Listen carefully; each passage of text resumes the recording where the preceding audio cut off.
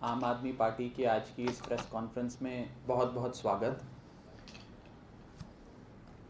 आज एक बेहद इम्पॉर्टेंट इशू पर आम आदमी पार्टी ने ये प्रेस कॉन्फ्रेंस बुलाई है और ये इशू देश की 135 करोड़ आबादी की हेल्थ, उनकी स्वास्थ्य की सुरक्षा से जुड़ा हुआ है। और आज कुछ ऐसे आंकड़े आम आदमी पार्टी आपके सामने रखने जा रही है जिससे ये नज़र आता है कि केंद्र में बैठी प्रचंड बहुमत की बीजेपी की सरकार, प्रधानमंत्री मोदी की 56 इंच वाली मोदी सरकार अपने देशवासियों को वैक्सीनेशन, इनॉक्यूलेशन, टीकाकरण करने की बजाय वैक्सीन को दूर दराज के देशों में एक्सपोर्ट करने पर ज़्यादा बल दे रही है, ज़्यादा वज़न दे रही है।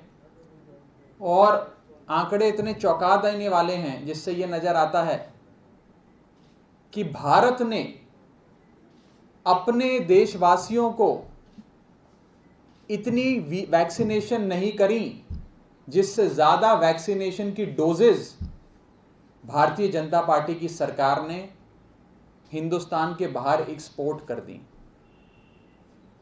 अंतर्राष्ट्रीय स्तर पर, अंतर्राष्ट्रीय मंच पर अपनी छवि चमकाने के लिए प्रधानमंत्री मोदी जी ने एक ऐसा फैसला लिया जिसके चलते आज 64.5 मिलियन डोजेज यानी कि 640 लाख डोजेज वैक्सीन की भारत देश ने एक्सपोर्ट करी हैं। कुल मिलाकर 84 कंट्रीज, 84 कंट्रीज को एक्सपोर्ट करी हैं। और भारत देश के लोगों को इतनी वैक्सीन नहीं लगाई जिससे ज्यादा इन्होंने एक्सपोर्ट कर डाली। मैं आपको उन देशों के नाम भी पढ़ के बताऊंगा जिन देशों को दिया है, जिन जिन देशों को कितने कितने मिलियन, कितने कितने लाख वैक्सीन के डोज इन लोगों ने एक्सपोर्ट कर दिए। और आज ये नजर आता है कि प्रधानमंत्री जी को और भारतीय जनता पार्टी को अपनी छवि की चिंता अंतर्राष्ट्रीय मंच पर इतनी ज्यादा है कि आज उन्होंने नाइजीरिया में, ज़ैम्बिया में, कीनिया में, अफगानिस्तान में, बारबेडोस में, श्रीलंका में, मॉरिशस में और न जाने किन किन देशों में जो लोग बैठे हैं वो प्रधानमंत्री जी की इमेज या भारतीय जनता पार्टी के बारे में क्या सोचते हैं वो इन लोगों के लिए ज्यादा महत्वपूर्ण है। उन लोगों की जान माल की रक्षा करना ज्यादा महत्वपूर्ण है। अपने देश के लोगों की जिंदगी बचाना, उनको सुरक्षा कवच पहनाना, उनको वैक्सीनेशन देना, ये कोई खास जरूरी नहीं नजर आता भारतीय जनता पार्टी के लिए, प्रधानमंत्री मोदी जी की सरकार के लिए। मैं सबसे पहले जो आंकड़ा दिया उसे सब्सटेंशिएट करते हुए आपको कुछ देशों के नाम पढ़ के सुनाना चाहूंगा जिन देशों को भारत सरकार ने 645 लाख यानी कि 64.5 मिलियन डोजेज वैक्सीन्स की एक्सपोर्ट करी हैं जनवरी से लेकर आज तक। कुल मिलाकर 84 देश हैं। मैं सबके नाम नहीं पढ़ पाऊंगा, बहुत समय बीत जाएगा, लेकिन मैं कुछ कुछ आपको अवश्य पढ़ के सुनाना चाहूंगा। Bangladesh, Bhutan, Sri Lanka, Bahrain, Morocco, Oman, Kuwait, Argentina, Mongolia, Ukraine, Saint Lucia, Ivory Coast, Ghana, Angola, Gambia, Kenya, Senegal, Mali, Sudan, Uganda, Jamaica, Tajikistan, Bahamas, Uzbekistan, Paraguay, Bolivia, South Sudan, Zimbabwe, Nigeria, Yemen. इसमें तो कुछ ऐसे देश हैं जिनके शायद नाम भी हम पहली बार ही पढ़ रहे होंगे। उन देशों को भी तवज्जो दी जा रही है, उन देशों को भी और वहां पे रहने वाले लोगों को ज्यादा प्राथमिकता दी जा रही है। और भारत के लोगों की जान की कीमत आज भारतीय जनता पार्टी की, प्रधानमंत्री जी की आंख में जीरो हो गई है। आज अपनी छवि चमकाने के लिए इंटरनेशनल स्टेज पर बीजेपी और प्राइम मिनिस्टर मोदी की जय जयकार हो, इसके चलते उन्होंने एक्सपोर्ट्स ऑफ वैक्सीन्स को इतना तवज्जो दिया कि भारत में इतनी वैक्सीनेशन नहीं हुई जितनी उन्होंने एक्सपोर्ट कर डाली है। मैं आपको यह बताना चाहूंगा कि भारत देश में, जैसा कि आप सब जानते हैं कि 135 करोड़ की बड़ी आबादी वाला देश है, और जिस रेट पर हम लोग वैक्सीनेशन कर रहे हैं, जिस दर पर, जो हमारा इनॉक्यूलेशन रेट है, जिस पर हम अपने देशवासियों का टीकाकरण कर रहे हैं, यदि इसी दर पे भारत देश आगे बढ़ता गया तो पूरे देश की आबादी को वैक्सीन करने में लगभग 15 साल लगेंगे। It will take 15 years to vaccinate the entire population of India if India continues at the current inoculation rate. कुछ साइंटिस्ट ये मानते हैं कि अगर 70% आबादी को आप वैक्सीनेट कर दें, भले ही 100% को ना करें, तो भी कोरोना काबू में आ जाता है, कोविड-19 की बीमारी थम जाती है। अगर 70% आबादी का आंकड़ा भी हम पकड़ें, 70% आबादी को भी वैक्सीनेट करने में इसी टीकाकरण की दर पर, इसी इनॉक्यूलेशन रेट पर भारत सरकार को लगभग 10 साल लगेंगे। It will take 10 years for the Indian government to vaccinate 70% of India's population if we carry on at the current inoculation rate. ये सरकार जो नेशनलिज्म की बात करती है, मैं उनसे पूछना चाहता हूं कि 56 इंच की मोदी सरकार की वैक्सीनेशन नेशनलिज्म कहां है? टीकाकरण का राष्ट्रवाद कहां खो गया आपका, जो आज आप हिंदुस्तान के लोगों की जान की कीमत कुछ नहीं समझते, लेकिन युगांडा, नाइजीरिया, जिम्बाब्वे, कीनिया में बैठे लोगों की जान की कीमत आपके लिए हिंदुस्तान के लोगों की जान की कीमत से ज्यादा हो गई। मैं आपको यह भी बताना चाहूंगा कि अभी ministry of external affairs, Bharat सरकार ने एक बड़ी विचित्र चीज हम सबके सामने रखी और कहा कि भारत देश चाइना से कंपीट कर रहा है कि कौन कितनी वैक्सीन एक्सपोर्ट करता है। भारत सरकार आज, और भारत सरकार का पूरा तंत्र, पूरी मशीनरी चाइना से इस बात पे टक्कर ले रहा है कि कौन कितनी वैक्सीन एक्सपोर्ट करता है, और उन्होंने कहा हम चाइना से 2 कदम आगे ही चल रहे हैं। ये इस बात को लेकर अपनी पीठ थपथपा रहे हैं। वो देश जिसमें 90,000 कुल कोविड पॉजिटिव के केसेस हैं, उस देश से हम कंपैरिजन कर रहे हैं अपने देश की, जिसमें 90,000 रोज कोविड के नए मरीज आ रहे हैं, और चाइना को पछाड़ के एक्सपोर्ट्स ऑफ वैक्सीन्स में हम अपनी पीठ थपथपाने में लगे हैं। इस चीज में नहीं लगे कि हम अपने देश के लोगों को वैक्सीनेशन देके उनको सुरक्षा कवच पहनाएं, उनकी जान की रक्षा करें।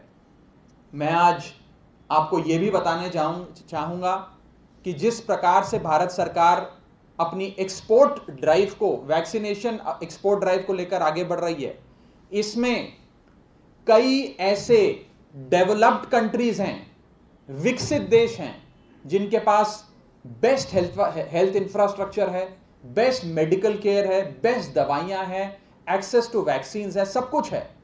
उन बड़े बड़े देशों को भी भारत सरकार आने वाले समय में अपने देश से वैक्सीन एक्सपोर्ट करने जा रही है, जिसमें सबसे बड़ा एग्जाम्पल आता है यूनाइटेड किंगडम का, इंग्लैंड का, ग्रेट ब्रिटेन जिसे हम कहते हैं।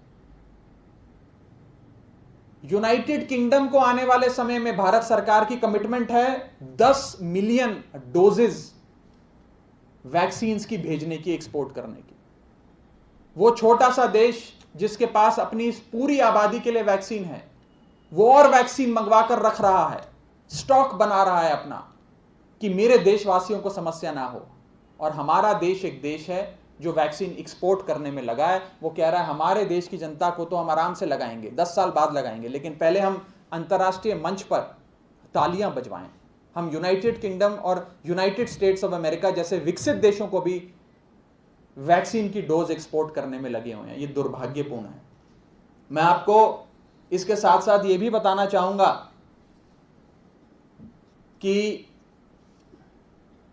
रिपोर्ट्स कुछ ऐसी भी हैं, अग्रीमेंट्स भारत सरकार ने कुछ ऐसे भी साइन करे हैं जिसके चलते इंडिया को 45 मिलियन डोजेज ऑफ वैक्सीन आने वाले कुछ हफ्तों में पाकिस्तान तक को एक्सपोर्ट करनी होगी, पाकिस्तान तक को देनी होगी। अब मैं आज प्रधानमंत्री से पूछना चाहता हूं कि पाकिस्तान के लोगों की जान की कीमत आपके लिए भारत देश के लोगों की जान की कीमत से ज्यादा है? जो हमारा देश आज पाकिस्तान को 45 मिलियन डोजेज एक्सपोर्ट करने जा रहा है। हमारा देश ज़ैम्बिया, नाइजीरिया, कीनिया और न जाने कौन कौन से देशों पे, युगांडा जैसे देशों में एक्सपोर्ट कर रहा है वैक्सीन, लेकिन अपने लोगों को नहीं लगा रहा। इसी के साथ साथ मैं ये भी जानकारी आपको देना चाहूंगा और उदाहरण देना चाहूंगा और आपके माध्यम से भारत सरकार को, कि कई ऐसे देश हैं जिसमें सबसे अव्वल उदाहरण, प्राइम एग्जाम्पल आता है यूनाइटेड स्टेट्स ऑफ अमेरिका का, जिस देश ने अपनी आबादी से, अपनी पॉपुलेशन से 2 गुना ज्यादा वैक्सीन पूरी दुनिया से खरीद कर अपने स्टॉक में, अपने वेयरहाउसेस में, अपने स्टोरेज फैसिलिटी में उसे बंद करके रख दिया है। उनके ऊपर होर्डिंग तक के आरोप लग रहे हैं कि वो अपने देशवासियों के लिए इतनी चिंता करते हैं, उनके स्वास्थ्य के लिए इतनी केयर करते हैं कि उन्होंने दुनिया भर से वैक्सीन खरीद कर अपने लिए पर्याप्त मात्रा में एक वैक्सीन का स्टॉक बनाया है जो उनकी आबादी से 2 गुना है। और एक तरफ हमारा देश है जो भारत देश के लोगों को वैक्सीनेशन, टीकाकरण देने में विश्वास नहीं रखता। वो युगांडा, कीनिया, घाना और न जाने कौन कौन से देशों को एक्सपोर्ट करने पे ज्यादा ध्यान देता है। मैं आपको इसी के साथ साथ बस इतना ही कहना चाहूंगा कि भारत देश शायद इकलौता ऐसा देश आज विश्व में है, एक ऐसा रिकॉर्ड हमने बनाया है, मोदी सरकार ने बनाया है, जिस देश ने अपने लोगों को इतनी वैक्सीन नहीं लगाई जिससे ज्यादा हमने एक्सपोर्ट कर दी। ये दिखाता है कि भारतीय जनता पार्टी और मोदी सरकार की प्राथमिकता क्या है। मैं चाहूंगा कि भारत सरकार, प्रधानमंत्री मोदी जी की सरकार इस पर जवाब दे।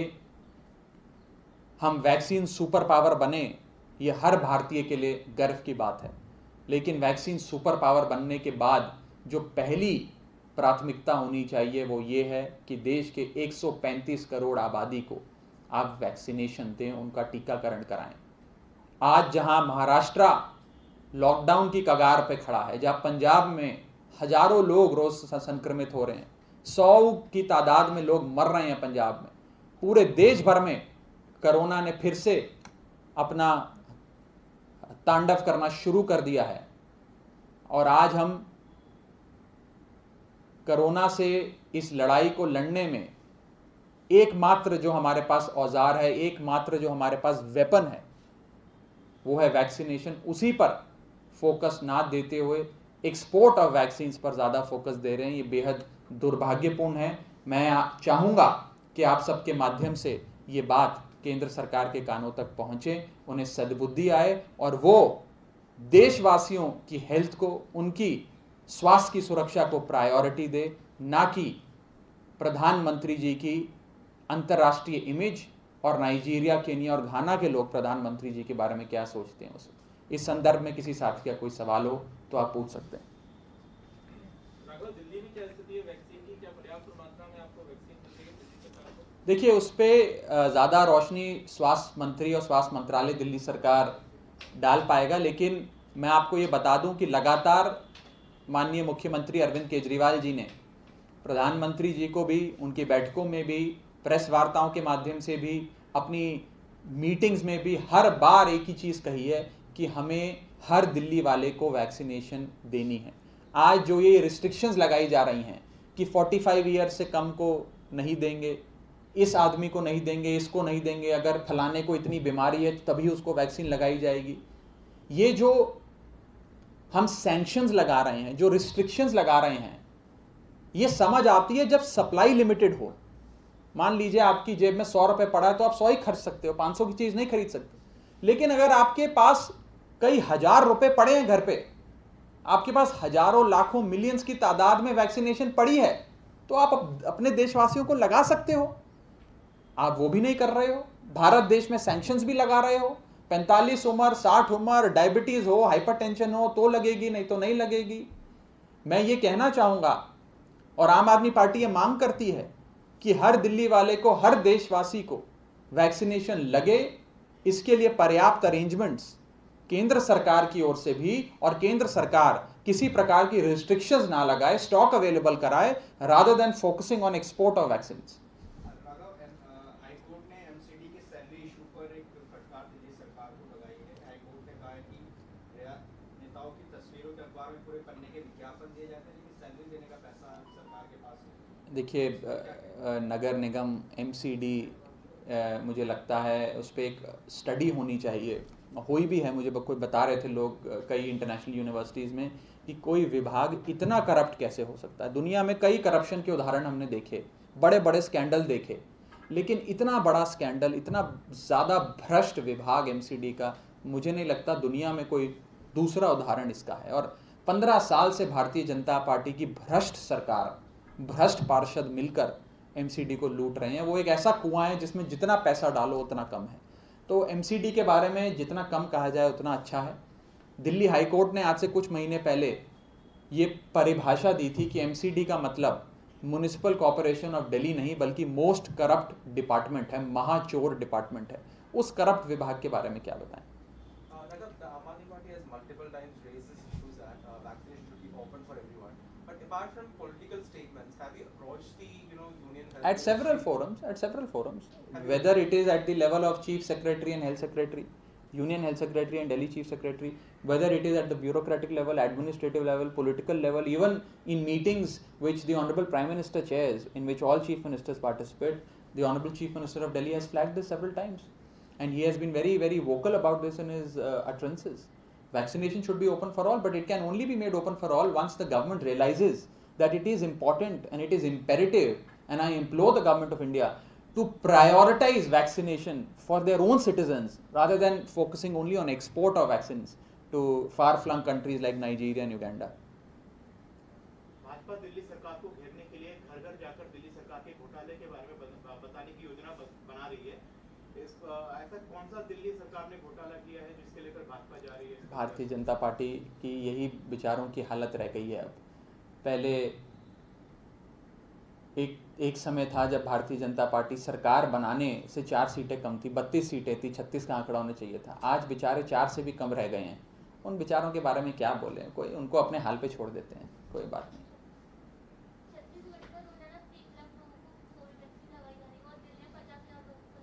मैं तो कह रहा हूँ बढ़ाने की आवश्यकता है। हम सब कोशिश करके लगे हुए हैं कि बढ़ाएं, वैक्सीन का सप्लाई भी बढ़े, वैक्सीन की रिस्ट्रिक्शंस भी कम हो, और हम चाहेंगे कि भारत सरकार, जिसने एक प्रकार से इस वैक्सीनेशन ड्राइव को सेंट्रलाइज कर दिया है, उसे अपने हाथों में ले लिया है, वो अपने हाथों को थोड़ा खोले, पूरे देश में लोगों को वैक्सीन लगे, हम सब अपने अपने स्वास्थ्य की रक्षा कर सकें, भारत सरकार हमारे स्वास्थ्य की रक्षा करे। हम तो यही चाहेंगे। मुझे लगता है कि कहीं ना कहीं ये सवाल आज हर हिंदुस्तानी के जहन में है। जब वो फोटो देखते हैं, जयशंकर साहब डालें या प्रधानमंत्री मोदी जी का कार्यालय डाले कि देखो जी इक्वाडोर में हमने 5 मिलियन वैक्सीन पहुंचा दी, या युगांडा में 8 मिलियन वैक्सीन भारत ने दे दी, जब देखते हैं तो हमें अच्छा लगता है। लेकिन एक मन में सवाल तो आता है कि 8 मिलियन वैक्सीन अगर हमारे दिल्ली के संगम विहार में रहने वाले लोगों को लग जाती, क्या उनकी जान की कीमत नहीं है? मेरे राजेंद्र नगर के लोगों को लग जाती, क्या उनकी जान की कीमत नहीं है? सदर बाजार के लोगों को लग जाती, उनकी जान की कोई कीमत नहीं है। क्यों नहीं लगती? क्यों हम इधर उधर उनको वैक्सीन को एक्सपोर्ट करने में ज़्यादा लगे? और इकलौता ऐसा देश जो domestic use, domestic inoculation, vaccination कम है और एक्सपोर्ट हमने ज़्यादा कर दी है वैक्सीन। ये तो समझ के परे है इस महामारी के दौर में। हमारे लिए क्या प्राथमिकता है? भारत देश के लोगों की स्वास्थ्य और उनकी जान की रक्षा करना कि इक्वाडोर और युगांडा में